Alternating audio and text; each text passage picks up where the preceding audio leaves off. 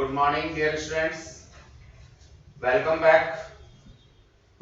पिछली क्लासेस में जो हम लोगों ने डिस्कस किया था उसी को आज हम लोग आगे बढ़ाएंगे। सुपरपोजिशन प्रिंसिपल ऑफ वेव्स हम लोगों को डिस्कस करना है। डियर स्टूडेंट्स, एक चीज मैं यहां क्लियर कर देना चाहूंगा, सुपरपोजिशन ऑफ वेव्स, जितने भी टाइप की वेव्स हैं, it may be longitudinal, may be electromagnetic, may be transverse, may be progressive, सारी वेव्स के लिए वैलिड है।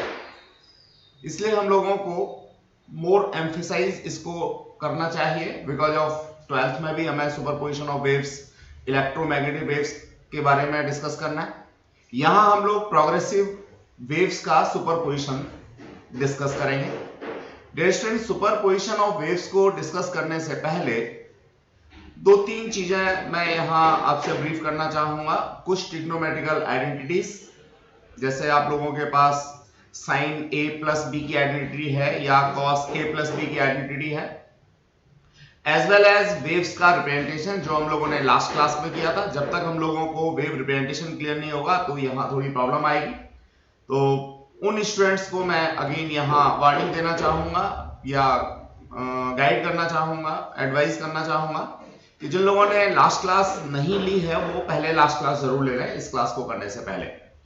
Dear students, principle of superposition of waves की बात जब हम लोग करते हैं तो देखिए यहां हमें अगेन प्रिंसिपल ऑफ होमोजेनिटी को पहले ध्यान रखना है। प्रोग्रेसिव वेव को प्रोग्रेसिव वेव के साथ हम सुपर इंपोज कर सकते हैं, इलेक्ट्रोमैग्नेटिक वेव को इलेक्ट्रोमैग्नेटिक वेव के साथ सुपर इंपोज कर सकते हैं, लॉन्गिट्यूडनल वेव्स सुपर इंपोज होंगी लॉन्गिट्यूडनल वेव्स के साथ, और ट्रांसवर्स वेव्स सुपर इंपोज होंगी ट्रांसवर्स वेव्स के साथ। यानी जब भी हम सुपरपोजिशन की बात करेंगे तो दोनों वेव्स की नेचर का एक जैसा होना जरूरी है। अगर दोनों वेव्स एक जैसी नहीं है तो सुपरपोजिशन ऑफ वेव्स हम लोग नहीं लगा सकते। Dear students, superposition of wave की बात अगर हम लोग करते हैं तो when a number of waves travel through a medium simultaneously, एक मीडियम के थ्रू और साइमल्टेनियसली मूवमेंट होना चाहिए। Resultant displacement of any particle of medium at any given time is equal to the algebraic sum of displacements. Dear students, basically हम लोग यहाँ superposition की जब बात करते हैं तो ऐसे समझेंगे, मान लीजिए मेरे पास एक वेव ये है, इसमें मैं क्या कर रहा हूं, मैं मीडियम के पार्टिकल्स की वेलोसिटी को, डिस्प्लेसमेंट को शो कर रहा हूं विद रेस्पेक्ट टू टाइम। अब इसके साथ अगर सेम टाइप की वेव है, मान लीजिए सेम टाइप की वेव ये मैंने ले ली, तो ये भी कहीं ना कहीं मीडियम के पार्टिकल्स की वेलोसिटी, एम्पलीट्यूड, इनको रिप्रेजेंट करती है विद रेस्पेक्ट टू टाइम। अब डियर स्टूडेंट, सुपरपोजिशन की बात मैं अगर करता हूं तो किसी भी पार्टिकल का जो रियल टाइम डिस्प्लेसमेंट होगा नो डाउट एल्जेब्रिक सम के बराबर होगा। किसी भी पर्टिकुलर इंस्टेंट पर दोनों पार्टिकल्स का या दोनों वेव्स के ऊपर जो पार्टिकल्स हैं, मीडियम पार्टिकल्स हैं, उनका जो डिस्प्लेसमेंट होगा वो दोनों ही पार्टिकल्स के इंडिविजुअल डिस्प्लेसमेंट का एल्जेब्रिक सम होगा। That is the principal of superposition of waves. अगर मैं इसको मैथमेटिकली लिखना चाहूं तो मान लीजिए मेरे पास ये जो ग्रीन वाली वेव है, इसको मैंने y1 कहा, तो दैट इज ए ले सकता हूं, चलिए, या वाई ले सकता हूं, डजंट मैटर, कुछ भी ले सकता हूं मैं। मान लीजिए ए ले लिया, ए साइन मैंने यहां पे सिंपल सा लिया वी टी माइनस एक्स। और दूसरी वेव जो मेरे पास रेड वाली वेव है, इसके लिए सपोज मैंने ले लिया y2 equals to a sine v t minus again x. अब यहां नो डाउट दोनों ही फंक्शन अलग अलग हैं, y1 फंक्शन अलग है, y2 फंक्शन अलग है। जब मैं रिजल्टेंट की बात करूंगा तो मुझे यहां लिखना होगा y resultant equals to y1 plus y2। अगर बहुत सारी वेव्स हैं, कोई जरूरी नहीं है दो ही वेव होंगी, तीन हो सकती हैं, चार हो सकती हैं, पांच हो सकती हैं, तो ऐसी स्थिति में मैं यहां रिप्रेजेंट कर सकता हूं y equals to y1 plus y2 plus y3 and so on up to yn। Again अगर एग्जाम में लिखने के लिए मेरे से कहा जाता है सुपरपोजिशन प्रिंसिपल ऑफ वेव्स को, तो मैं सिंपल सा यहां कहूंगा the resultant displacement of any particle of the medium at any given time is equal to the algebraic sum of the displacements due to individual waves। ये मेरे को exam में लिखना है जब सुपरपोजिशन ऑफ वेव की मैं बात करूंगा। मैथमेटिकल रिप्रेजेंटेशन की बात करें तो हम लोगों ने यहां पे दिया हुआ है y equals to y1 plus y2 plus y3 yn। अब यहां इन टर्म्स ऑफ फंक्शन लिखा। पहली वेव को मैंने लिखा function 1 of vt and x, function 2 of vt and x, function n of vt and x must be equals to summation i equals to fi vt minus x। तो ये सिर्फ mathematical representation है, बाकी इससे काम तो हमारा चलता नहीं है, हमें कहीं ना कहीं ट्रिग्नोमेट्रिकल आइडेंटिटीज को ही यूज करना होता है। अब अगेन अगर मैं सुपरपोजिशन के बारे में कुछ बातें और डिस्कस करना चाहूं तो यहां से मैं देख सकता हूं dear students, superposition hold not only for mechanical waves but also for electromagnetic waves. In case of mechanical wave, the superposition principle does not hold if the amplitude of disturbance is so large. ये हम लोगों ने यहाँ पे limitation को बताया किसके लिए, जब भी हमारी वेव्स कैसी हैं, मैकेनिकल वेव्स हैं। इन केस ऑफ मैकेनिकल वेव हमने लिमिटेशन को बताया कि अगर एम्पलीट्यूड्स बहुत ज्यादा है तो सुपरपोजिशन प्रिंसिपल अच्छे से होल्ड नहीं करेगा। पहले पैरा में हम लोगों ने ये डिस्कस किया, जैसा मैंने बिल्कुल शुरू में ब्रीफ किया था, कि it holds not only for mechanical waves, it's also holds for electromagnetic waves, जैसा मैंने अभी 2 मिनट पहले बताया था। तो 12th में हम लोगों को सुपरपोजिशन प्रिंसिपल इलेक्ट्रोमैग्नेटिक वेव्स के लिए पढ़ना होगा। अभी हम लोग मैकेनिकल वेव्स के लिए पढ़ रहे हैं, तो मैकेनिकल वेव्स के लिए जो लिमिटेशन है वो हमें ध्यान रखनी चाहिए कि एम्पलीट्यूड्स जो है वो हमारे मॉडरेट होने चाहिए, स्मॉल होने चाहिए। अगर लार्ज एम्पलीट्यूड्स होंगे तो सुपरपोजिशन प्रिंसिपल वैलिड नहीं होगा। Superposition principle for two identical pulse travelling towards each other, पहला केस हम लोग यहां पर डिस्कस कर रहे हैं। देखिए ग्राफिकली रिप्रेजेंटेशन के बेसिस पर मैं समझाना चाहूंगा। मान लीजिए मेरे पास कोई एक वेव है जो फॉरवर्ड डायरेक्शन में ट्रैवल कर रही है, दूसरी वेव है जो रिवर्स डायरेक्शन में ट्रैवल कर रही है, या मैं इसको कोऑर्डिनेट सिस्टम लेता हूं तो ये पॉजिटिव एक्स एक्सिस के अलोंग जा रही है फर्स्ट वेव, और जो सेकंड वेव है वो टुवर्ड्स ओरिजिन आ रही है। अब ऐसी स्थिति में दो अलग अलग पल्सेस यानी स्मॉल पार्ट ऑफ वेव हम लोगों ने यहां डिस्कस किया है। जाने वाली वेव का ये स्मॉल पार्ट यानी ये पल्स है, आने वाली वेव का ये पल्स है। ये जैसे जैसे एक दूसरे के नजदीक आएंगे तो ये सिचुएशन होगी, और एक पर्टिकुलर जगह पर इनका जो एम्पलीट्यूड होगा वो एकदम से ज्यादा होगा। उसके बाद दोनों वेव्स एक दूसरे को क्रॉस करके अपोजिट डायरेक्शन में मूव कर जाएंगे। ये हमारा सुपरपोजिशन होगा in case of graphical representation. अब नो डाउट जब हम इसकी इक्वेशन लिखते हैं y equals to a sin omega t, या मैं इसको लिख सकता हूं a sin vt minus x, तो ये फंक्शन मैं क्या देख रहा हूं, टाइम के ऊपर वेरी कर रहा है, as well as x axis पे ट्रेवल्ड डिस्प्लेसमेंट के ऊपर वेरी कर रहा है। तो no doubt t equals to 0 पे ये सिचुएशन है, t इक्वल्स टू 1 सेकंड पे ये है, t इक्वल्स टू 2 सेकंड पे ये है, t इक्वल्स टू 3 सेकंड पे ये है, t इक्वल्स टू 4 सेकंड पे, 5 सेकंड पे, व्हाटएवर सो। तो डिफरेंट टाइम पर क्या सुपरपोजिशन के बाद मेरे को मिलने वाला है वो हमने यहां शो करने की कोशिश की है। स्टूडेंट्स मैथमेटिकली बात हम लोग अभी करेंगे, लेकिन ये जो हम लोगों ने एक दूसरे के तरफ आती हुई वेव्स के लिए सुपरपोजिशन का ग्राफिकल रिप्रेजेंटेशन दिया है, इसको थोड़ा सा हम लोग और एलोबरेट करें। इससे पहले अपोजिट शेप्स की वेव्स के बारे में भी बात करेंगे कि एक दूसरे के अपोजिट अगर वेव्स आ रही हैं यानी एक दूसरे के नजदीक आ रही हैं और अपोजिट फेस में है, तो उस स्थिति में हमारा जो वेव का रिप्रेजेंटेशन होगा वो और मजेदार सा होगा। देखिए ये मेरी जाने वाली वेव और ये आने वाली वेव, लेकिन दोनों के बीच में जो फेज डिफरेंस है वो 180 डिग्री का है, यानी आउट ऑफ फेज है, एक दूसरे के अपोजिट डायरेक्शन में है। जब एक मेरी ऊपर की तरफ है तो दूसरी नीचे की तरफ है। t इक्वल्स टू 0 पे दोनों वेव्स का अलग अलग मैंने रिप्रेजेंटेशन दिया हुआ है, दोनों पल्सेस अलग अलग दी हुई हैं। जैसे जैसे ये नजदीक आएंगी ये सिचुएशन बनेगी। एक पर्टिकुलर टाइम पर, ये डिपेंड करेगा इसकी फ्रीक्वेंसी के ऊपर, एक दूसरे के एग्जैक्टली अपोजिट होंगी ये वेव्स, और जब एक दूसरे के अपोजिट होंगी तो रिजल्टेंट डिस्प्लेसमेंट 0 होगा। ये रिजल्टेंट डिस्प्लेसमेंट 0 हमने यहां इस पर्टिकुलर पोजीशन में दिखाया हुआ है फिगर नंबर सी में। इसके बाद दोनों वेव एक दूसरे को क्रॉस करके आगे निकल जाएंगी। जो मेरी फॉरवर्ड डायरेक्शन की वेव थी वो फॉरवर्ड में जा रही है और रिवर्स वाली अगेन रिवर्स में आ रही है। और आगे बढ़ूंगा तो दोनों पल्सेस फिर दोबारा से बिल्कुल अलग अलग हो जाएंगी। तो ये मेरा ग्राफिकल रिप्रेजेंटेशन है, अपोजिट डायरेक्शन में है लेकिन आउट ऑफ फेज है, 180 डिग्री के फेज डिफरेंस से है, 180 डिग्री के फेज डिफरेंस से है। तो ये ऐसा हम लोगों ने सुपरपोजिशन वेव के बारे में यहाँ डिस्कस किया डियर स्टूडेंट्स। अब इसी सुपरपोजिशन का एक स्पेशल केस है, that is interference of wave, जो स्पेशली हम लोगों को 12th में पढ़ना ही पढ़ना है, बहुत इंपॉर्टेंट क्वेश्चन हमारे लिए बनता है। यहां भी इंटरफेरेंस ऑफ वेव की बात हम लोग करने वाले हैं।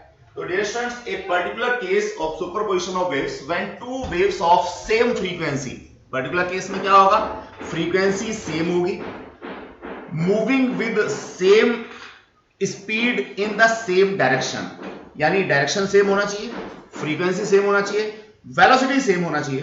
तो ऐसी स्थिति में हम लोगों को जो सुपरपोजिशन ऑफ वेव मिलेगा उसे हम लोग इंटरफेरेंस ऑफ वेव के नाम से जानेंगे। तो dear students, interference of wave में बेसिकली एनर्जी का रिडिस्ट्रीब्यूशन होता है।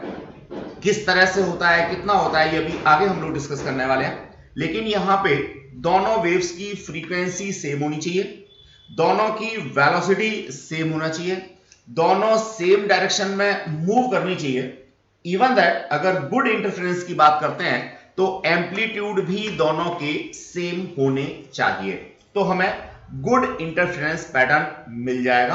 तो बेसिकली इंटरफेरेंस जो है वो सुपरपोजिशन का एक स्पेशल केस है जहां एनर्जी का रिडिस्ट्रीब्यूशन होता है और हम आराम से उस एनर्जी रिडिस्ट्रीब्यूशन को एक्सपीरियंस कर सकते हैं, प्रैक्टिकली देख सकते हैं, ऑब्जर्व कर सकते हैं। ये है इंटरफेरेंस ऑफ वेव्स। नेक्स्ट मैं आगे बढ़ना चाहूंगा। अभी हमने सुपरपोजिशन की बात करनी है तो रिफ्लेक्शन जरूर हमें यहां देखना होगा। बेसिकली रिफ्लेक्शन के थ्रू हम लोग एक ही वेव की अपोजिट फेजेस को एट ए टाइम डिस्कस कर सकते हैं। यहां पहला केस आता है reflection of wave from rigid boundary. Rigid boundary का कॉन्सेप्ट होता है कोई भी ऐसा सरफेस जो मेरा कम इलास्टिक है या लेस इलास्टिक है। इसमें हम लोग क्या देख पा रहे हैं कि एक वेव हमारी कोई ट्रेवल करती हुई जा रही है फॉरवर्ड डायरेक्शन में, वो वेव इस पर्टिकुलर सरफेस से टकराती है, टकराने के बाद वापस आती है। यहां डियर स्टूडेंट्स ऑब्जर्व करने वाली बात यह है कि जो जाने वाली और रिफ्लेक्ट होने वाली वेव्स हैं वो दोनों ही एक दूसरे के आउट ऑफ फेज हैं, यानी पाई का फेज डिफरेंस है या 180 डिग्री का फेज डिफरेंस है। इवन दैट अगर मैं बात करता हूं पार्टिकल वेलोसिटीज के बारे में, तो पार्टिकल वेलोसिटीज अगर ऊपर वाली वेव के लिए पॉजिटिव है तो नीचे वाली वेव के लिए particle velocities no doubt negative है। एब्सोल्युटली एम्पलीट्यूड की बात मैं करूं, डिस्प्लेसमेंट की बात करूं, तो ऊपर वाली वेव में जहां मेरे डिस्प्लेसमेंट्स पॉजिटिव हैं, वहीं नीचे वाली वेव जो रिफ्लेक्ट होने के बाद मेरे को मिल रही है, इसमें जो मेरे डिस्प्लेसमेंट्स हैं वो एक दूसरे के यानी ऊपर वाली वेव के अपोजिट फेज में है, यानी अपोजिट डायरेक्शन में है। तो मैं कुछ भी कह सकता हूं, मान लीजिए मैं ऊपर वाली वेव का एम्पलीट्यूड ए लेता हूं तो नीचे वाली वेव का एम्पलीट्यूड मैं -a लूंगा, एज वेल एज, या मैं कह सकता हूं कि अगर ऊपर वाली वेव का एम्पलीट्यूड a है तो जो नीचे वाली वेव है वो आउट ऑफ फेज है, यानी कि 180 डिग्री से डिफर है, और जैसे ही 180 डिग्री से डिफर आता है साइन या कॉस में कॉन्सेप्ट, तो मेरे को एम्पलीट्यूड फिर माइनस का मिलने लगता है। तो अभी और आगे हम लोग रिप्रेजेंटेशन की बात करेंगे डियर स्टूडेंट्स। अब हम लोग इंसिडेंट वेव के रिप्रेजेंटेशन की बात करें, रिफ्लेक्टेड वेव की बात करें, तो जैसा मैंने अभी आपको डायग्राम में एक्सप्लेन किया है उसी चीज को हम लोग मैथमेटिकली कैसे लिखेंगे ये जरा हम यहां समझने की कोशिश करेंगे। देखिए बड़ा मजेदार सा कॉन्सेप्ट मेरे को मिलता है कि जो जाने वाली वेव है, सपोज ये मेरा ओरिजिन है और ये जाने वाली वेव यानी पॉजिटिव एक्स एक्सिस के अलोंग ट्रेवल कर रही है। ये मैं लिखता हूं इस वाली वेव को जो y एक्सिस पे मेरा डिस्प्लेसमेंट देती है, yxt, that is a sin omega t minus kx। यहां a इसका एम्पलीट्यूड है, ओमेगा एंगुलर फ्रीक्वेंसी है, t इंस्टेंटेनियस टाइम है, जैसा पिछली क्लास में हम लोग डिस्कस कर चुके हैं। और चूंकि हमारी वेव जो है वो पॉजिटिव एक्स एक्सिस के अलोंग जा रही है, इसलिए यहां पे ये मैं माइनस का k लेता हूं, या x को मैं माइनस के साइन के साथ में इंडिकेट करता हूं। डियर स्टूडेंट्स, अब ये यहां रिजिड बाउंड्री से टकराने के बाद वेव मेरी क्या आती है, वापस आती है, ऐसे जैसे अभी मैंने डिस्कस किया था। तो यहां मैंने मेंशन किया हुआ है, for reflection at a rigid boundary the reflected wave can be represented as, यहां हमने हाईलाइट किया हुआ है। एक तो ए को मैंने माइनस ए लिखा है, बिकॉज ऑफ इसमें अगर मेरा एम्पलीट्यूड ऊपर है तो यहां एम्पलीट्यूड मेरे को नीचे मिलता है, जिसको मैं माइनस ए से रिप्रेजेंट करता हूं। एज वेल एज मेरी initial wave positive x axis के अलोंग चल रही थी, तो जो रिफ्लेक्टेड वेव है आफ्टर रिफ्लेक्टेड रिफ्लेक्शन है, ये मेरी अपोजिट टू पॉजिटिव एक्स यानी नेगेटिव एक्स एक्सिस पे चलती है। नेगेटिव एक्स एक्सिस पे चलती है तो यहां साइन मेरा प्लस का हो जाता है। डियर स्टूडेंट्स, एक बात और कुछ बच्चों के दिमाग में घूम रही होगी कि अभी तो सर कह रहे थे out of phase, yes absolutely, आप इसी वेव को ऐसे भी लिख सकते हैं, that is a sine omega T plus के एक्स प्लस पाई, यानी आप यहां लास्ट में प्लस पाई डाल देते हैं, तो ये प्लस पाई जो है इस ए के साइन को चेंज कर देता है, जिसकी वजह से मेरे को यहां पे माइनस का ए मिला है। तो ये दोनों ही रिप्रेजेंटेशन ठीक है। आप डिफरेंट बुक्स पढ़ेंगे तो कुछ में ये प्लस का पाई दिखेगा, कुछ में नहीं दिखेगा, तो यहां माइनस का साइन लगा हुआ होगा। अब इन दोनों वेव्स के बीच में मेरे को सुपरपोजिशन कराना है। सुपरपोजिशन कराना है तो मैं इसको मैथमेटिकली कैसे रिप्रेजेंट करूंगा, ये बात अभी समझूंगा। जहां तक बात है, जितना एक्सप्लेनेशन मैंने आपको किया वो सारी चीजें यहां मेंशन किया हुआ है। Science of both y and x is changed, reflected from rigid surface, reflection from rigid boundary, इसमें हमारा y और x दोनों का साइन चेंज हो जाएगा। तो ये माइनस a जो हो रहा है ये y का साइन चेंज हो रहा है, और ये जो माइनस kx से प्लस का kx हो गया ये x का साइन चेंज हो रहा है। डियर स्टूडेंट्स, यही चीज हम लोगों ने यहाँ पे मेंशन कर रखी है। इवन दैट रेड से हमने हाईलाइट किया है, wave coming in a medium where its velocity is larger meet a medium where its velocity is smaller, it is reflected back with a reversal of phase or a phase change of 5 radian। ये बात मैंने अभी आपको 2 minute पहले समझाई थी, इसी को यहाँ पे मेंशन किया हुआ है, जिससे कि आप जब नोट्स पढ़ेंगे तो आपको रिकॉल करने में दिक्कत ना हो। Dear students, the incident and reflected pulses meet in opposite phase at the end point। अभी जो हम लोग डायग्राम में देख रहे थे उस चीज को हमने यहाँ मेंशन किया, कैसे जरा देखेंगे। देखिए, मान लीजिए ये मेरी जाने वाली वेव थी, मैं जाने वाली वेव को कुछ इस तरीके से रिप्रेजेंट कर रहा था, ये मेरी जाने वाली वेव थी।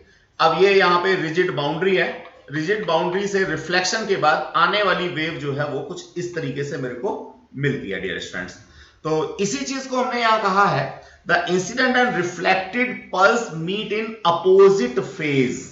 इस जगह पे जहां ये मिलती है तो दोनों का फेज जो है क्या है, अपोजिट है। अगर ऊपर वाले का एम्पलीट्यूड पॉजिटिव ए है तो नीचे वाले का नेगेटिव ए है। उसी बात को बार बार हम लोग कह रहे हैं। एट द एंड पॉइंट, ये हमारा एंड पॉइंट है जहां से रिफ्लेक्शन हो रहा है। So cancel each other, hence a node is formed at the boundary, यानी इस पॉइंट पर जो नेट डिस्प्लेसमेंट होगा वो क्या होगा, जीरो होगा। दोनों फेज अपोजिट है, अल्टीमेटली नेट डिस्प्लेसमेंट क्या होगा, जीरो होगा। मैं यहां पे y इक्वल टू जीरो कह सकता हूं, नेट डिस्प्लेसमेंट जीरो कह सकता हूं। तो जहां y इक्वल टू जीरो होता है, दोनों एक दूसरे के अपोजिट फेज में होते हैं, उसे मैं क्या कहता हूं, नोड कहता हूं। डियर स्टूडेंट्स, क्या नाम देता हूं, नोड। तो ये नोड को हम लोगों ने यहां पे डिफाइन कर रखा है। नोड की कैरेक्टरिस्टिक क्या है कि नेट डिस्प्लेसमेंट जीरो होगा, जैसा कि मैंने अभी यहां पे आपको एक्सप्लेन किया। अब डियर स्टूडेंट्स, इसके अपोजिट अगर मैं बात करूं, थोड़ा सा आगे चलूं, तो ये दोनों पॉइंट्स देखिए, ये दोनों पॉइंट्स की बात अगर मैं करता हूं तो नो डाउट ये एक्सट्रीम एंड्स पे हैं। तो एक्सट्रीम एंड्स पे होने की वजह से मैं इनको एंटी नोड कह सकता हूं। अब थोड़ा सा और आगे बढ़ूंगा, रिफ्लेक्शन करूंगा, और रिफ्लेक्शन करूंगा ओपन बाउंड्री से। अब ये ओपन बाउंड्री क्या है, डियर स्टूडेंट, मान लीजिए मेरे पास में ये कोई एक पाइप है जिसको मैं बाद में ऑर्गन पाइप के नाम से भी जानता हूं। अब इस ओपन ऑर्गन पाइप में यहां से भी खुला हुआ है और यहां से भी खुला हुआ है। ओपन ऑर्गन पाइप में अगर मेरी एक वेव ट्रेवल करती है कुछ इस तरीके से, that is in open organ pipe, अब यहां से रिफ्लेक्ट होती है, तो उस स्थिति में जो ऊपर केसेस हम लोगों ने पढ़े हैं बिल्कुल उसका उल्टे केसेस हम लोगों को मिलते हैं। ओपन बाउंड्री से जब रिफ्लेक्ट होगी तो रिफ्लेक्शन तो होगा, लेकिन रिफ्लेक्शन के समय में जो फेज का डिफरेंस हम लोग डिस्कस कर रहे थे वो नहीं होगा, यानी फेज में कोई भी चेंज नहीं आएगा। Dear students, reflection of a wave from an open boundary, इस टॉपिक के अंदर ये डायग्राम जो हम लोगों ने दे रखा है काफी हेल्प हमें करेगा। जाने वाली वेव को मैंने ये रिप्रेजेंट किया, आने वाली वेव को आप देखेंगे तो अपोजिट डायरेक्शन में रिप्रेजेंट किया, लेकिन मैं क्या देख रहा हूं, यहां भी मेरा एम्पलीट्यूड पॉजिटिव था और यहां भी मेरा एम्पलीट्यूड पॉजिटिव है। अगर मैं इसके रिप्रेजेंटेशन के बारे में बात करूं, suppose that is y1 equals to a sin omega t minus का kx, बिकॉज ऑफ मेरी x एक्सिस के lm जा रही है ये। अब वापस आने वाली जो वेव होगी जिसको मैं y2 कह सकता हूं, that must be a sin omega t plus kx। आप क्या देख रहे हैं, ना तो मैंने यहां पे प्लस का फेज में पाई डाला और ना ही यहां पे मैंने इसके आगे माइनस का साइन लगाया, बिकॉज ऑफ एम्पलीट्यूड्स और displacement of medium particles are in same direction. तो जब ओपन एंड से कोई भी वेव रिफ्लेक्ट होती है तो मुझे इस तरह की इक्वेशंस मिलती हैं, और जब क्लोज एंड से या रिजिड बाउंड्री से मेरे को मिलती है तो रिजिड बाउंड्री में एक माइनस का साइन यहां आ जाता है और ये मेरा माइनस से प्लस हो जाता है। तो ये कॉन्सेप्ट था मेरा ओपन और रिजिड बाउंड्री से रिफ्लेक्शन का। इसी चीज को हम लोगों ने यहां मेंशन किया हुआ है नोट्स की फॉर्म में। When a traveling wave is reflected from a free or open boundary, it suffers no phase change. कोई भी फेज में चेंज नहीं होगा। इक्वेशन की बात करें, incident wave a sin omega t minus kx है, तो रिफ्लेक्टेड वेव जो होगी बस ये माइनस का साइन जो था मेरा ये वाला, ये मेरा यहाँ प्लस में चेंज हो जाएगा, जबकि एम्पलीट्यूड के या जो y का साइन है उसमें कोई भी चेंज नहीं हो रहा है। इस चीज को हमने हाईलाइट भी किया, only sign of axis changes. The same concept जो हमने ऊपर हाईलाइट किया हुआ था, wave initially comes from a medium where its velocity is smaller, the reflected wave does not suffer any phase change. Dear students, अब हम लोग आगे बढ़े, एंटीनोड को डिफाइन करें। The incident and reflected pulses meet in same phase at the end point of reinforce or get added to each other. Hence, an antinode is formed at boundary. The displacement is maximum and is twice the amplitude of either pulse.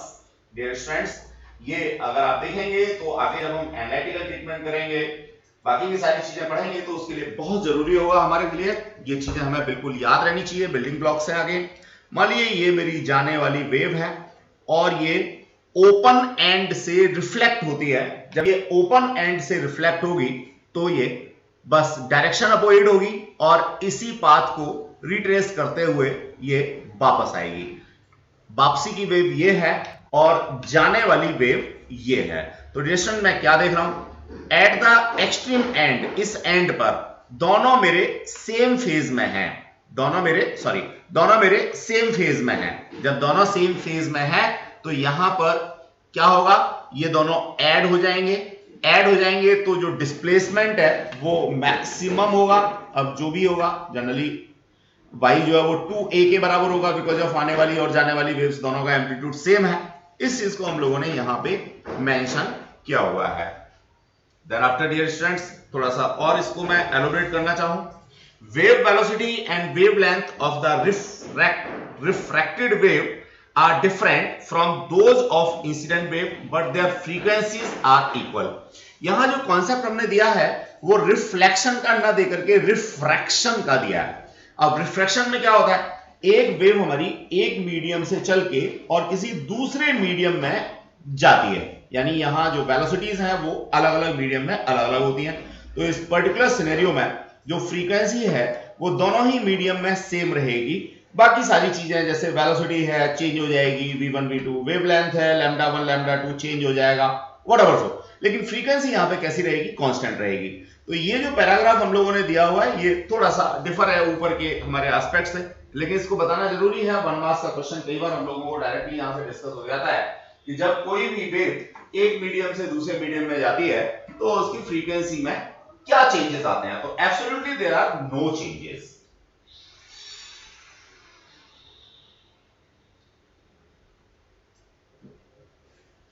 Dear students, आगे बढ़ना चाहेंगे। इन सारी चीजों की again मैं बताना चाहूंगा, interference है या रिफ्रैक्शन है, इन सब चीजों की जरूरत हम लोगों को जो 12th के कंटेंट की बात होगी उसमें पड़ेगी, तो इसलिए आप इनको अभी से ध्यान से कर लेंगे। Then after a special case of superposition of wave, that is stationary waves. Stationery waves की जब हम बात करेंगे तो नो डाउट दो आइडेंटिकल वेव्स को लेंगे, दोनों आइडेंटिकल वेव्स सेम मीडियम में ट्रेवल करेंगी, सेम एम्पलीट्यूड के साथ ट्रेवल करेंगी, सेम फ्रीक्वेंसी के साथ ट्रेवल करेंगी, लेकिन इन अपोजिट डायरेक्शन होंगी। ऐसी स्थिति में जो रिजल्टेंट डिस्प्लेसमेंट होगा वो जीरो होगा, और कैरेक्टरिस्टिक्स में stationery waves does not travel in the either direction. जो स्टेशनरी वेव्स होती हैं वो किसी भी डायरेक्शन में ट्रेवल नहीं करती। मैं यहां एक डायग्राम के थ्रू आपको स्टेशनरी वेव्स के बारे में और ब्रीफ करना चाहूंगा। मान लीजिए मेरे पास ये कोई एक वेव है, अब बिल्कुल इसके आइडेंटिकल वेव मेरे पास दूसरी है, सपोज ये वाली इसके आइडेंटिकल वेव है। डायग्राम में मजा नहीं आया, कोई बात नहीं, मैं दोबारा से बना देता हूं। डियर स्टूडेंट्स, पहले वाली वेव को सपोज मैंने ये दिखाया आपको, ठीक है। अब इस वेव के आइडेंटिकल वेव है लेकिन वो अपोजिट डायरेक्शन में ट्रेवल कर रही है, ये कॉन्सेप्ट लाइक दैट। अब मैं ऐसी स्थिति में क्या देखूंगा, जो नेट डिस्प्लेसमेंट होगा वो मेरे को हमेशा क्या मिलेगा, जीरो मिलेगा। यानी एक स्ट्रेट लाइन की फॉर्म में मैं स्टेशनरी वेव्स को रिप्रेजेंट कर सकता हूं। तो स्टेशनरी वेव्स कब बनती हैं, स्पेशली तब बनती हैं जब दो identical waves of same amplitude, same frequency travelling in opposite direction. Obviously red वाली वेव अगर मेरी इधर ट्रेवल कर रही है तो जो ग्रीन वाली वेव थी वो इधर ट्रेवल कर रही थी। Along in same path, path भी दोनों का क्या है, सेम है, एक दूसरे को सुपर इंपोज करती हैं, रियल टाइम वेव बनती है जो किसी भी डायरेक्शन में ट्रेवल नहीं करती, क्या कहलाती है, स्टेशनरी वेव कहलाती है। डियर स्टूडेंट्स, स्टेशनरी वेव में जो मीडियम के पार्टिकल्स हैं वो परमानेंटली रेस्ट में रहते हैं, जीरो डिस्प्लेसमेंट में रहते हैं। ऐसा मैंने अभी आपको डिस्कस किया, जो यहां मेंशन भी किया हुआ है।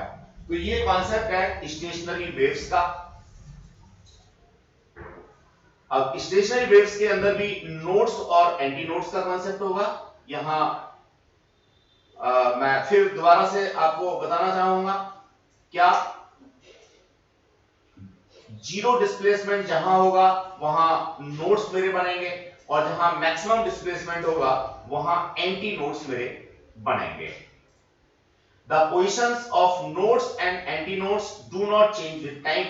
जो एंटीनोड्स और नोड्स की पोजीशंस हैं वो टाइम के साथ साथ कभी भी चेंज नहीं होंगी।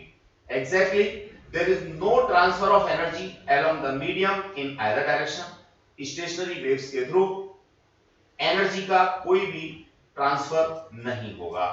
Stationery waves can not be form from two independent waves travelling in medium in opposite direction. मैंने जैसा बताया, स्टेशनरी वेव्स के लिए आइडेंटिकल वेव्स का होना जरूरी है, और आइडेंटिकल वेव्स रिफ्लेक्शन के थ्रू ही मेरे को मिल सकती हैं।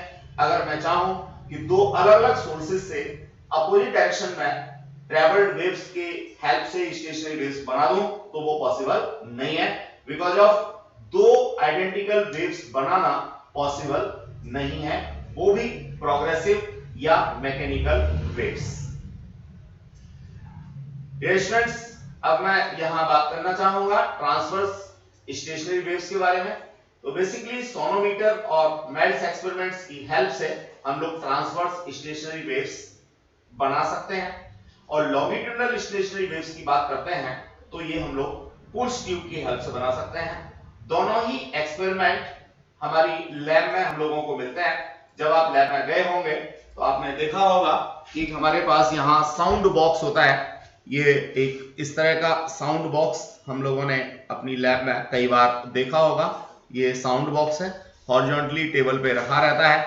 यहाँ पे एक रिजिड सपोर्ट होती है, दो स्टॉपर बीच में लगाते हैं, ये एक वायर होता है, यहाँ एक पुली होती है और ये हम लोग यहाँ पे वेट हैंग करते हैं। तो इसे साउंड बॉक्स कहते हैं या इसे हम लोग सोनोमीटर कह सकते हैं।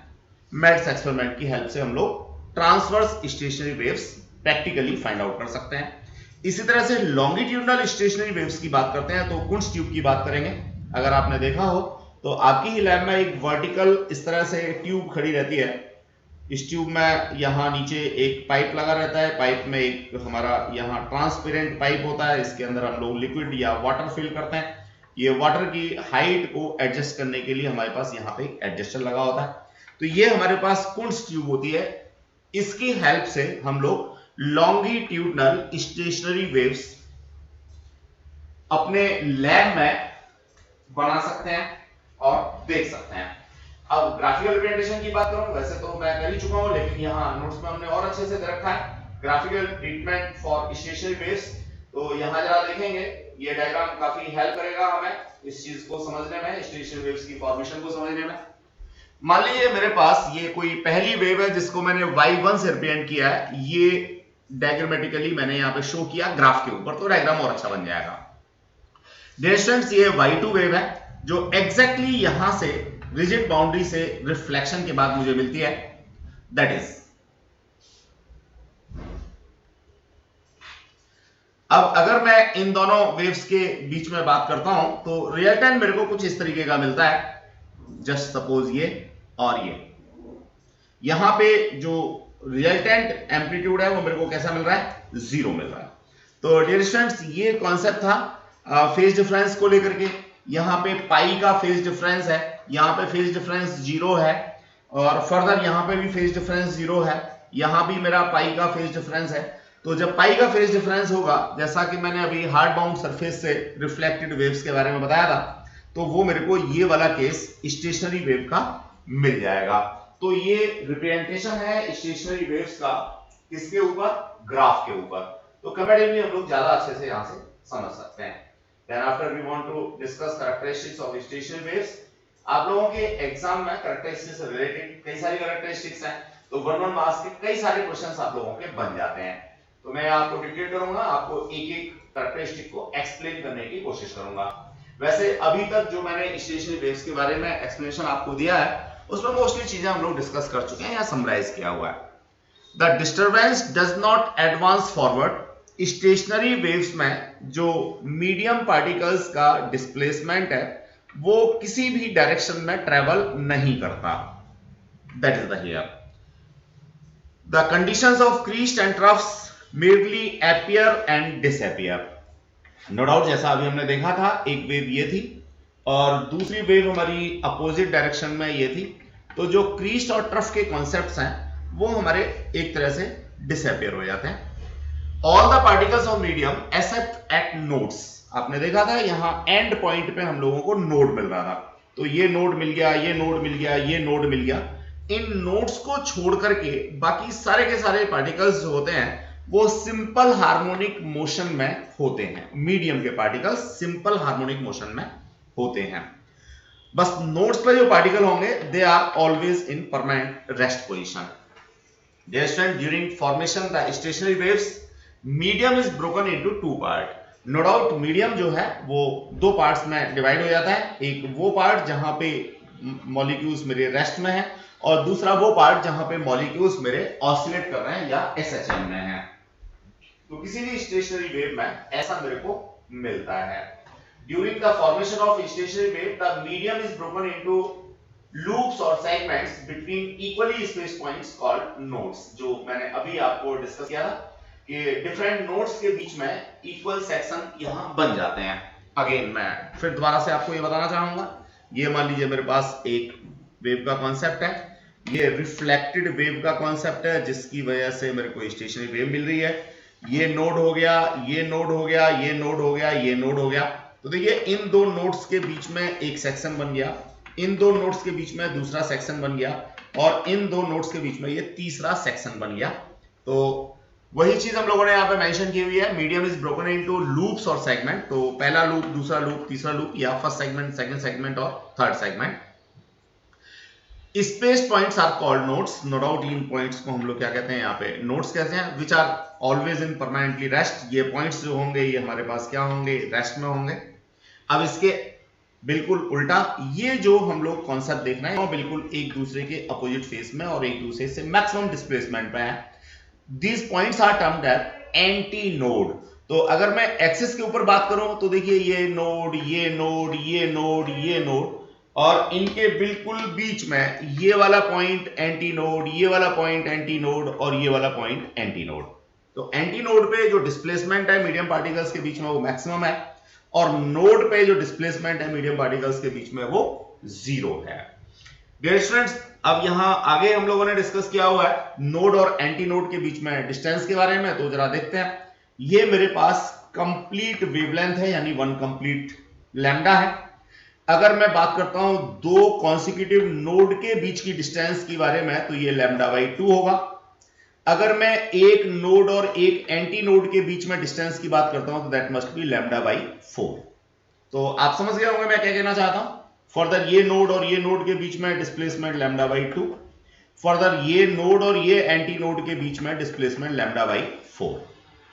इस तरह से हम लोग पूरे के पूरे मीडियम को डिफरेंट सेगमेंट्स में डिवाइड कर सकते हैं और नोड और एंटी नोड के बीच के जो डिस्टेंसेस हैं या डिस्प्लेसमेंट्स हैं उनको यहां से बता सकते हैं। The amplitude of the particles are different at different points, ये मैं बता ही चुका हूं आपको। नोड पे 0 तो एंटी नोड पे maximum. The maximum velocity is different at different points. The value is 0 at nodes। Again जो मीडियम पार्टिकल्स हैं उनकी वेलोसिटी की बात करते हैं तो नोड्स पे वेलोसिटी 0 होती है और एंटी नोड पे वेलोसिटी मैक्सिमम होती है। All the particles in a particular segment between two nodes vibrate in the same phase। हाँ बिल्कुल, इस बात को मैं एक डायग्राम से और समझाऊंगा। वैसे डायग्राम मैंने यहीं आगे दे रखा है तो उसको कंसीडर कर लेते हैं। That is here. इस डायग्राम की बात हम लोग करते हैं डियर स्टूडेंट्स। तो देखिए ये जो लास्ट पॉइंट है इसमें ये मेरे को बताता है कि एक नोड मान लीजिए मेरा N1 ये है, दूसरा नोड N2 ये है। अब इसमें जितने भी मीडियम पार्टिकल्स होंगे वो सारे के सारे एक ही फेज में यानी एक ही डायरेक्शन में ऑसिलेट करेंगे। अब दूसरा मेरा यहां से नोड नंबर 2 से नोड नंबर 3 की बात होती है तो यहां अपोजिट फेज में मेरे मीडियम पार्टिकल्स क्या करेंगे, ऑसिलेट करेंगे। और जो नोड है यहां पर जो एम्पलीट्यूड है मीडियम पार्टिकल्स का वो 0 होगा और एंटी नोड पे एम्पलीट्यूड जो होगा वो क्या होगा, मैक्सिमम होगा। That is the concept here students. अब देखिए प्रोग्रेसिव वेव्स पीछे हम लोग पढ़ रहे थे और स्टेशनरी वेव्स को आज हम लोगों ने पढ़ा है। अगर इन दोनों को मैं डिफरेंशिएट करना चाहता हूं, एक दूसरे से और अच्छे से समझना चाहता हूं तो प्रोग्रेसिव एंड स्टेशनरी वेव्स के बीच में डिफरेंशिएट मैं करना चाहूंगा। अगेन क्वेश्चंस मेरा काफी अच्छा यहां से बन जाता है। देखिए वही सारी चीजें हम लोगों ने यहाँ पे फर्दर मेंशन की हुई है डिस्क्रिमिनेट करने के लिए। Progressive waves, disturbance travels forward with definite velocity. जो प्रोग्रेसिव वेव होती हैं उनमें जो डिस्टरबेंसेस हैं वो फॉरवर्ड डायरेक्शन में एक पर्टिकुलर वेलोसिटी से हमेशा चलते रहते हैं। They are progressive waves. जबकि स्टेशनरी वेव्स में क्या होता है, जो मोशन है हमारा वो डिफरेंट सेगमेंट्स के अंदर क्या हो जाता है, डिवाइड हो जाता है और फिक्स पोजीशंस के बीच में ही रहता है। Each particle of the medium execute about it's mean position. जो प्रोग्रेसिव वेव होती है उसमें जो मीडियम पार्टिकल है वो अपनी मीन पोजीशन के टू एंड फ्रो क्या करता रहता है, एसएचएम करता रहता है। जबकि स्टेशनरी वेव्स में बात करें तो स्टेशनरी वेव्स में जो नोड्स हैं, इन नोड्स पे जो पार्टिकल्स होंगे उनमें कोई भी वाइब्रेशन नहीं होगा। इसके अलावा जो भी पार्टिकल्स हैं वो एसएचएम जरूर करेंगे। तो नोड्स पे सिचुएटेड जो पार्टिकल्स हैं उनमें कोई एसएचएम नहीं होगा और नोड पॉइंट्स के अलावा जितने भी पॉइंट्स हैं एक कन्फाइंड रीजन के अंदर, एक पर्टिकुलर रीजन के अंदर they will execute SHM. There is a continuous change of phase from particle to next. जो प्रोग्रेसिव वेव्स होती हैं उसमें क्या होता है, एक कंटीन्यूअस चेंज होता है, एक डेफिनेट पैटर्न में चेंज होता है फेज का।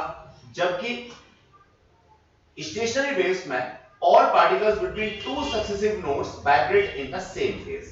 दो consecutive nodes के बीच के जितने भी particles हैं वो सारे के सारे same phase में oscillate करते हैं। No particle of the medium is permanently at rest. जो प्रोग्रेसिव वेव्स हैं, प्रोग्रेसिव वेव्स में मीडियम का हर पार्टिकल एक डेफिनेट वेलोसिटी से, पर्टिकुलर वेलोसिटी से ट्रैवल करेगा, यानी मोशन में होगा। जबकि स्टेशनरी वेव्स में जो नोड्स पे पार्टिकल होते हैं उनमें कोई भी मोशन नहीं होता, उनकी वेलोसिटी जीरो होती है, या they are always in permanently rest position. Next मैं बात करना चाहूं, there is no instant when all particles are at the mean position together. Progressive wave में ऐसी कोई भी पोजीशन नहीं होती जिसमें सारे के सारे पार्टिकल एक साथ हों। जबकि स्टेशनरी वेव्स में एक कंप्लीट साइकिल में दो बार ऐसा होता है जब पार्टिकल्स अपनी मीन पोजीशन से टू एंड फ्रो या अपोजिट डायरेक्शन में ट्रेवल करते हैं। There is a flow of energy across every plane along the direction of propagation of wave. No doubt जिस डायरेक्शन में प्रोग्रेसिव वेव्स हमारी ट्रेवल करती है उस डायरेक्शन में एनर्जी का फ्लो होता है। जबकि स्टेशनरी वेव्स में एक नेट एनर्जी फ्लो बिल्कुल नहीं होता। Energy of one region remains confined in that region. जो मैंने अभी बताया था, दो कंटीन्यूअस नोड्स के बीच का जो रीजन है उसकी एनर्जी उसी के अंदर रहेगी, उससे बाहर कहीं भी ट्रैवल नहीं करेगी। नेक्स्ट पॉइंट है हमारा, the energy average over A wavelength is half kinetic energy half potential energy. ऐसा हम लोगों ने ऑसिलेशंस के टाइम में पढ़ा था कि अगर मैं एवरेज एनर्जी की बात करता हूं तो आधी काइनेटिक एनर्जी होती है और आधी पोटेंशियल एनर्जी होती है। किसके अंदर? प्रोग्रेसिव वेव के अंदर। जबकि स्टेशनरी वेव्स में twice during each cycle the energy becomes alternatively completely potential and completely kinetic। Again अगर मैं बात करना चाहूं तो जो मैंने अभी बात की थी स्टेशनरी वेव को लेकर के, यहां पे नोड और एंटी नोड का कॉन्सेप्ट लिया था। Node, anti node, node, anti node, node. तो ऑब्वियसली एक कंप्लीट वेव मैं ऐसे कह सकता हूं, that is one complete wave. तो इसमें दो बार मेरे नोड की फॉर्मेशन होती है, और अगर मैं एक कंप्लीट वेव एंटी नोड्स के बीच में लेता हूं तो दो बार ही यहां पे एंटी नोड बनते हैं। तो इस चीज को हम लोगों ने यहां पे लिखा हुआ है। क्या? नोड पे मेरा डिस्प्लेसमेंट जीरो होगा, वेलोसिटी जीरो होगी, अल्टीमेटली कंप्लीटली यहां पे पोटेंशियल एनर्जी होगी। जबकि एंटी नोड पे मैक्सिमम वेलोसिटी का कॉन्सेप्ट होता है, तो यहां पोटेंशियल एनर्जी जीरो होगी और सारी की सारी काइनेटिक एनर्जी होगी। इस बात को हम लोगों ने यहां पे मेंशन किया हुआ है। नेक्स्ट पॉइंट की बात हम लोग करें, all the particles have same maximum velocity. जब मैं प्रोग्रेसिव वेव की बात करता हूं तो प्रोग्रेसिव वेव में सारे के सारे पार्टिकल्स एक मैक्सिमम वेलोसिटी अटेन करते हैं जब वो अपनी मीन पोजीशन पे होते हैं। जबकि यहां ऐसा नहीं होता। All the particles attain their individual maximum velocity at the same time as they pass through their mean position. तो स्टेशनरी वेव्स में हर पार्टिकल अपनी इंडिविजुअल वेलोसिटी रखता है, जबकि प्रोग्रेसिव वेव्स में मीन पोजीशन से क्रॉस होने पर हर पार्टिकल की वेलोसिटी सेम होती है एज वेल एज मैक्सिमम होती है। तो ये कुछ डिफरेंसेस थे डियर स्टूडेंट्स, जिनके बेसिस पे हम लोग प्रोग्रेसिव वेव्स और स्टेशनरी वेव्स को डिफरेंशिएट कर सकते हैं। सारी की सारी चीजें थ्योरेटिकल है। यहां से फिजिक्स की वेव्स का एबीसीडी शुरू होता है, आप समझ गए होंगे। आगे तो अनलिमिटेड ऑप्शंस हैं, बहुत सारी चीजें हम लोगों को पढ़नी है, लेकिन जब तक ये सारी चीजें क्लियर नहीं होंगी, प्रोग्रेसिव वेव्स क्या है, स्टेशनरी वेव्स क्या है, दोनों को हम डिफरेंशिएट कैसे कर सकते हैं, नोड्स क्या है, एंटी नोड्स क्या है, ये सारी चीजें अगर क्लियर नहीं होंगी तो ना तो न्यूमेरिकल हो पाएंगे और ना ही कॉन्सेप्चुअल क्वेश्चंस हो पाएंगे।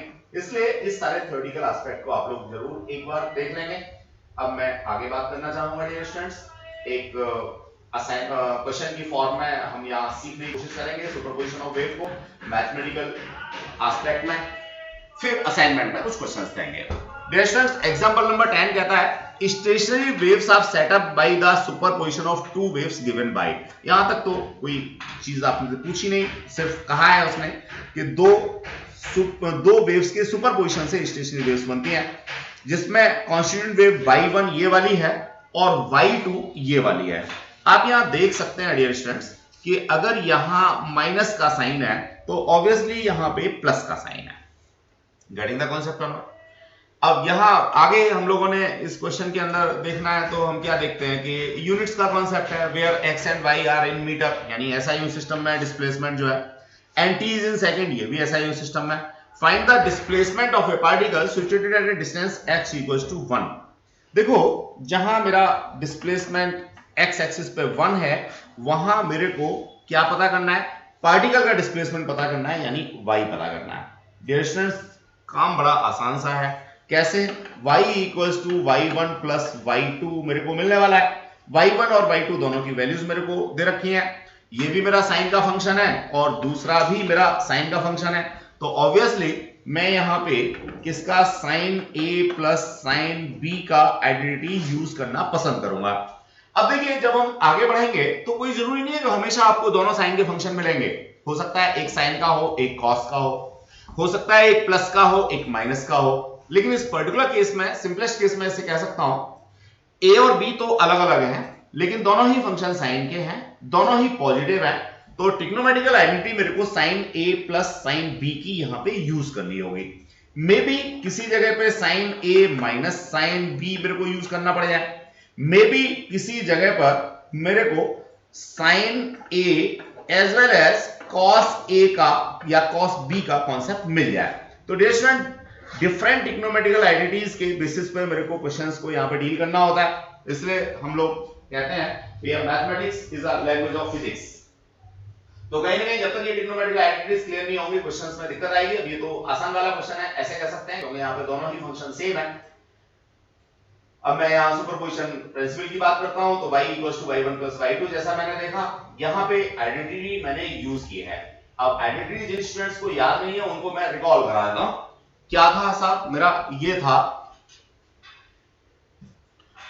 Sign a plus sine b equals to 2a sine a plus b by 2 into cos a minus b by 2। ये आइडेंटिटी थी, यानी sine a plus sine b equals to 2a sine a plus b by 2 cos a minus b by 2। Dear students यहां a में confuse नहीं होना, ये amplitude है, मैं स्मॉल a से डिनोट करता था इसे। तो अगर मैं देखूं तो देखिए 0.5 यहां पे स्मॉल a है और 0.05 ही यहां पे, दोनों पे एक ही है, ये भी मेरा 0.05 है और ये भी मेरा 0.05 है, तो ये तो स्मॉल a की वैल्यू हो गई। a की वैल्यू ये वाली हो गई कैपिटल A जिसको मैंने लिखा है, और b की वैल्यू ये वाली हो गई, मैंने यहां पे इसको लिखा है।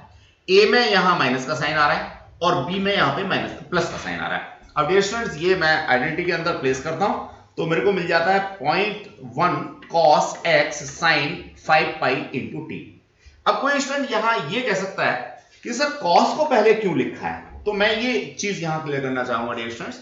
मेरी जो जनरल इनिशियल वेव थी वो थी y equals to a sin omega t कह देता हूं मैं, तो ये साइन के फंक्शन में थी, तो ऑब्वियसली मेरी जो रिजल्टेंट वेव होगी वो भी साइन के फंक्शन में होगी।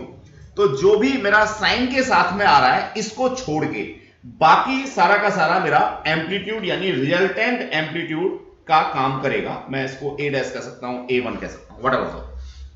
तो डियर स्टूडेंट्स यहां पे ये जो पूरा पोर्शन है 0.1 cos x ये मेरा एम्पलीट्यूड है। अगेन डोंट बी कंफ्यूज, मैंने यहां फॉर्मूले में a और b कैपिटल ले रखे हैं, जबकि यहां जब मैंने नोट्स आपके प्रिंट किए हैं लिखे हैं तो उसमें कैपिटल A एम्पलीट्यूड को ही शो किया हुआ है। तो कोई स्टूडेंट यहां अगर कंफ्यूज होता है तो वो ये भी कह सकता है कि सर मैंने जो है ना sine C plus sine D की आइडेंटिटी यूज की, that is 2 sine C plus D by 2 cos C plus D by 2। It's your representation, आप A B से करो, C D से करो, K L से करो, व्हाटएवर किसी से भी करो, इससे कोई फर्क नहीं पड़ने वाला, ठीक है। तो डियर स्टूडेंट्स ये मैं देखता हूं तो एम्पलीट्यूड मेरे को मिल जाता है 0.1 cos x। अब जैसा कि उसने क्वेश्चन में दे रखा है x इक्वल्स टू कितना दे रखा है 1 दे रखा है, तो मुझे सिंपली इस एम्पलीट्यूड के अंदर x की वैल्यू 1 प्लेस करनी है और मैं इजीली एम्पलीट्यूड या displacement of particle at particular instant निकाल के दे सकता हूं। तो ये कॉन्सेप्ट हम लोगों ने यहां पे देखा, मैं समझता हूं आपको समझ में आ गया होगा। अब जहां तक बात है इसकी cos 1 की, तो 180/पाई मैं इसको प्लेस कर सकता हूं। अब रेडियन में वैल्यूज मेरे को आती हैं तो बहुत अच्छी बात है, नहीं आती हैं तो मैं अपना आंसर यहां भी छोड़ सकता हूं, मतलब यहां पे भी मैं अपना आंसर छोड़ दूंगा तो ये चलेगा। तो डियर स्टूडेंट्स, आज की क्लास में मैं समझता हूं ये हम लोग सारी चीजें तैयार करेंगे, रिमेनिंग चीजें हम लोग तैयार करेंगे नेक्स्ट क्लास में। इन सारी चीजों को आप बिल्कुल ग्रेस्प कर लेंगे, सारी चीजों को समझ लेंगे, तब हम लोग आगे की बात करेंगे। Thanks a lot, keep safe, be safe.